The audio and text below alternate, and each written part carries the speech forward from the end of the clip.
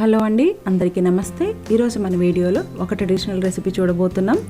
మనందరికీ పప్పు గోంగూర కాంబినేషన్ ఎంత బాగుంటుందో చెప్పక్కర్లేదు. మరి ఎప్పుడు ఉండే పెసరపప్పు కందిపప్పుతో కాకుండా ఈసారి నల్ల బొబ్బర్లతో ట్రై చేసి చూడండి. రుచికి రుచి, ఆరోగ్యానికి ఆరోగ్యం, కాస్త కొత్తగా కూడా ఉంటుంది. ఈ బొబ్బర్ని మనం ఓ 2-3 నిమిషాల పాటు ఫ్రై చేసుకున్న తర్వాత లైట్గా మిక్సీ పట్టుకోవాలి. పాతకాలంలో అయితే తిరగలలో వేసి విసిరేవారు. ఇప్పుడు మనకు అవి అందుబాటులో లేవు కాబట్టి ఇలా మిక్సీలో ఈ విధంగా లైట్గా మిక్సీ పట్టుకోవాలి. ఈ పప్పుని మిక్సీ పట్టుకున్న తర్వాత ఒక చాట్లో వేసుకొని చెరుక్కోవాలి. పొట్టంతా పోయిన తర్వాత మిగిలిన పప్పుని ఇలా వాష్ చేసుకొని దాంట్లో మనం గోంగూర యాడ్ చేసుకొని ఓ 5-6 పచ్చిమిర్చి, ఒక ఉల్లిపాయ, ఓ 1/2 స్పూన్ పసుపు, ఓ 3 టేబుల్ స్పూన్స్ కారం వేసుకొని ఓ 2 గ్లాసులు వాటర్ యాడ్ చేసుకున్న తర్వాత 6 విజిల్స్ వచ్చే వరకు వెయిట్ చేయాలి.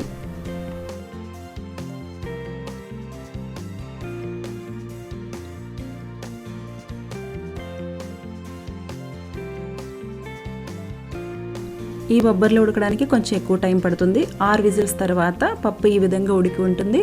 ఇప్పుడు ఇందులో కొంచెం క్రిస్టల్ సాల్ట్ వేసుకొని పప్పు గుత్తి సాయంతో రుబ్బుకోవాలి.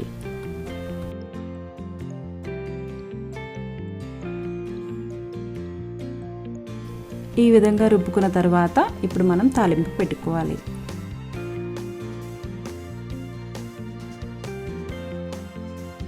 ఇప్పుడు ఒక బాండీ పెట్టుకొని ఓ 2 టేబుల్ స్పూన్స్ ఆయిల్ వేసుకొని 4 ఎండుమిర్చి, కాస్తంత జీలకర్ర, వెల్లుల్లిపాయ, చిన్న ఉల్లిపాయ ముక్క వేసుకొని లైట్ గోల్డెన్ కలర్ వచ్చే వరకు ఫ్రై చేసుకోవాలి. ఇందులో చిటికెడు పసుపు వేసుకుంటే మంచి కలర్ వస్తుంది.